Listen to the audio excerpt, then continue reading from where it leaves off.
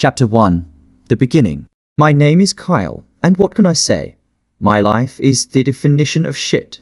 Hammond, standing at the edge of a bridge, typed his final message on his phone. There was no doubt that this was a suicide letter, but the question was, what led Kyle to the decision to end it all? Damn it. Another shift? Our man cussed it out. He had green eyes, but there was no life left in them, but that was to be expected working an extra shift in a minimum wage paid. There was no doubt that this job was taking a toll on his body, but he understood that this was something that he couldn't escape, unfortunately. Kyle, the boss wants you to close up, another employer said, but Kyle was already lost in his head, regretting the choices he made to land him at this point of his life. I will be going. Don't stay too late. The man cracked a joke that Kyle didn't find funny. Kyle couldn't complain because he was the one who asked for extra shifts to be given to him, as he needed all the money he could muster.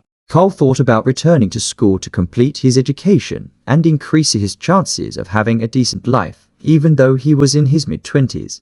The sun was nowhere to be seen as it was well into the night. Kyle sighed in defeat, but the thing about his store was that they rarely even had customers, and it would only be a matter of time before it went bust. Kyle lived in one of the busiest cities in the United States, and that was California, the place where stars resided, and that meant that the cost of living was exceptionally high. It would be a miracle to see anything of real value around without breaking the bank.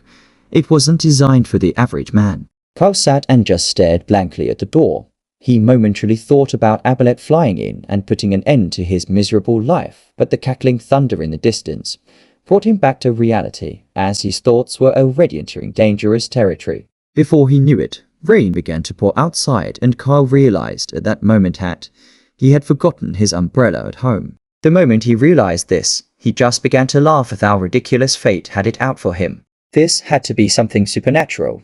There was no other explanation at this point. Zeus, is that how you face me? Kyle shouted at the top of his lungs, referencing one of his favorite games, but during his shouting, a customer walked in.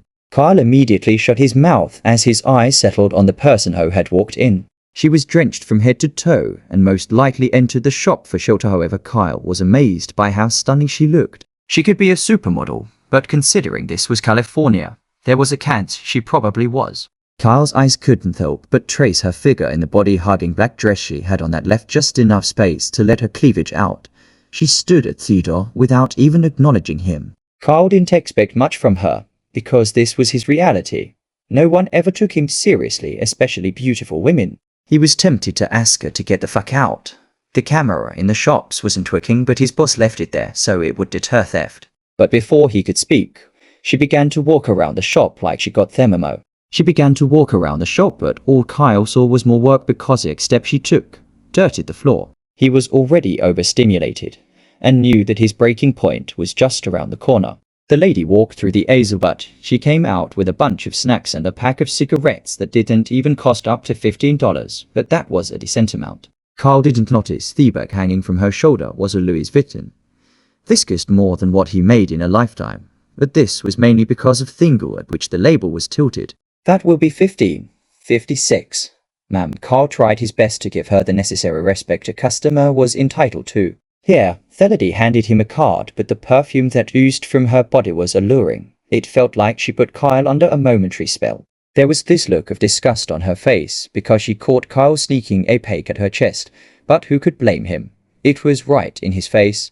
Kyle quickly collected the card and swiped it. It was normal that people didn't carry cash around with them. Kyle handed her back her card, but he knew that she wasn't going anywhere. The fact that they had yet to restock their umbrella section meant that they bot had no choice but to stay here. Double quotes and ... Do you need a chair? Kyle tried to be polite, but immediately regretted it. She glared at him like it was forbidden to speak to her. She brought out a cigarette, but it was forbidden to smoke here, and Kyle wasn't about to let her have her way. It was clear that she was used to having her wires. She lacked respect. You can't smoke in here, ma'am. I am afraid you will have to go outside for that. Kyle instructed her, pointing to the bold sign that clearly showed that smoking was prohibited. But this was the single moment that ultimately shaped Kyle's life.